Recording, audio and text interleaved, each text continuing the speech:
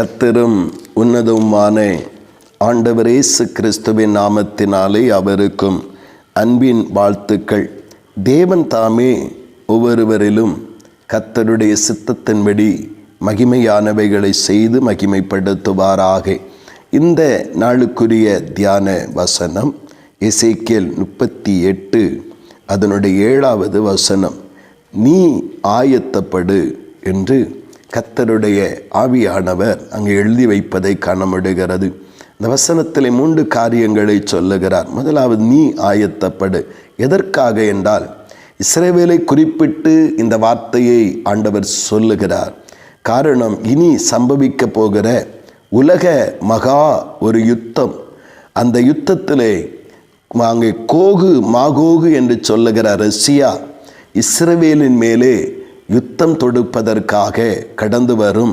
அதுதான் அங்கே 16-17 வசனத்தை வாசிக்கும் பொழுது, நீ தேசத்தை கார்மேகம் போல் மூட என் ஜனமாகிய இஸ்ரவேலுக்கு விரோதமாய் எழும்பி வருவாய் என்று சொல்லப்படுகிறது. அதற்குரிய எல்லா அறிகுறிகளும் இந்த நாட்களிலே வெளிப்பட்டு கொண்டிருக்கிறது. இப்படி ஒரு பயங்கரமான யுத்தம் அது உலகம் முழுவதும் அது சூழப்போகிறது.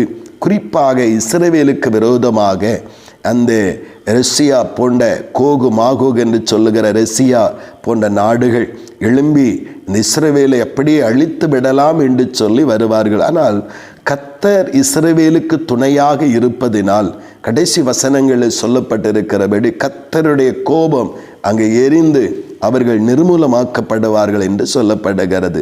இவைகள் சம்பவிக்க போகிற அந்த கடைசி காலத்திலே கர்த்தர் நம்மை வைத்திருக்கிறார். ஆனால் நம்மை பார்த்து ஒரு காரியத்தை சொல்லுகிறார், நீ ஆயத்தப்படு. எதற்கென்றால், ஒன்று, வரப்போகிற பயங்கரமான மோசமான நிலைமைகளை எதிர்கொள்ளுவதற்காக நீ ஆவிக்குரிய நிலைமையிலே மனதளவிலே நீ ஆயத்தப்படு என்று ஒன்று எச்சரிக்கிறார். இரண்டாவதாக, ஆண்டவராகிய இயேசு தம்முடைய மணவாட்டி சபையை சேர்த்து கொள்ள வரப்போகிறார். அவரையும் சந்திக்க ஆயத்தப்படுகிறவர்களாய் காணப்பட வேண்டும். வேதம் சொல்லுகிறது, ஆயத்தம் உள்ளவர்களை மணவாளன் தன் வீட்டிற்கு அழைத்து கொண்டு போனார் என்று சொல்லப்படுகிறது.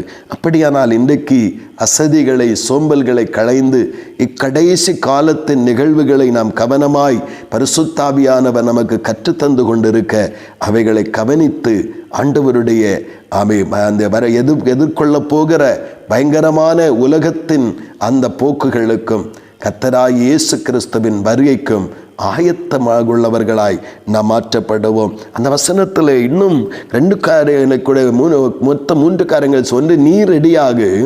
இரண்டாவதாக, உன்னுடைய ஊழியத்தை நிறைவேற்றி நீ மற்றவங்களை ஆதாயப்படுத்து என்று சொல்லுகிறார். மூன்றாவதாக, பொறுப்பை குறித்து சொல்லுகிறார். நீ ஆயத்தமாகணும், ஊழியத்தை நிறைவேற்றணும், உனக்கு என்ன பொறுப்பு அப்படி என்று சொல்லுகிறார். நீ அவர்களுக்கு காவலாளராய் இரு என்று அந்த பொறுப்பையும் சொல்லுகிறார். இன்றைக்கு நாம் அசதிகளை களைந்து நம்முடைய உதாசீனங்களை விட்டுவிட்டு வரப்போகிற பயங்கரமான தேவ கோபத்தின் அந்த நாட்களை எதிர்கொள்ளவும், அதை தாண்டி இயேசு கிறிஸ்துவோடு கூட இருக்கிற அந்த பாக்கியமான வாழ்வை நாம் மகிழ்ச்சியோடு அவரோடு கூட செல்லவும் ஆயத்தமாவோம். கர்த்தர் நம்மை பலப்படுத்துவாராக. ஆமேன், ஆமேன். ஜெபிப்போம். பரலோகத்தின் நல்ல ஆண்டவரே, பரிசுத்தமான இந்த நல்ல காலை நேரத்திற்காக ஸ்தோத்திரம். நீர் தந்த ஆலோசனைகளுக்கு நன்றி அப்பா. இந்த கடைசி காலத்தில் எங்களை வைத்திருக்கிறீர் கர்த்தரே.